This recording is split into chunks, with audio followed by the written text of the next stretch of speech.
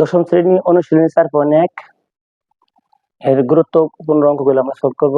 দেখো 17 নং অঙ্ক সমাধান করতে হবে। সমাধান করতে বলছে কি 4 to the power is equal to 8। দেখো আরেকটা কথা মনে রাখবা, সমাধান করতে গেলে অবশ্যই চলকের মান বের করতে হবে। সে চলকটা x হতে পারে, a হতে পারে, b হতে পারে, c হতে পারে, z হতে পারে, y হতে পারে, তাই না? তাহলে অঙ্কের মধ্যে দেখবা চলকটা কি আছে। তাহলে এখানে চলকটা আছে x, এখানে আছে কত 8। তাহলে অবশ্যই আমরা 8x এর মানটা বের করতে হবে। তাহলে x যদি পাওয়ার আকারে থাকে তাহলে ভিত্তি বাদ দিতে হবে, আর ভিত্তি আকারে থাকলে পাওয়ার বাদ দিতে হবে। মূলত x ঠিক রাখতে হবে আমাদের, তাই না?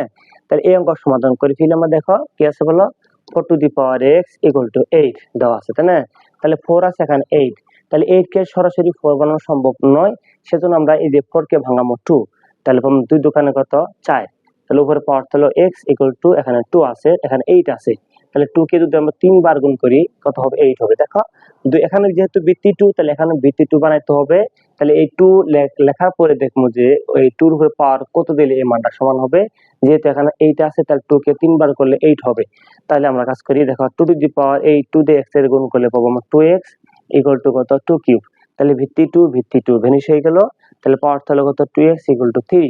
তাহলে 2 সাথে x এখানে গুণ আছে, তাহলে এখানে 2 দিয়ে ভাগ হবে, সুতরাং তাহলে x পাবো কত আমরা 3/2। ওকে, তাহলে x এর মানটা পেয়ে গেলাম 3/2। সমাধান করা মানে কি, x এর মান বের করলে অঙ্ক শেষ।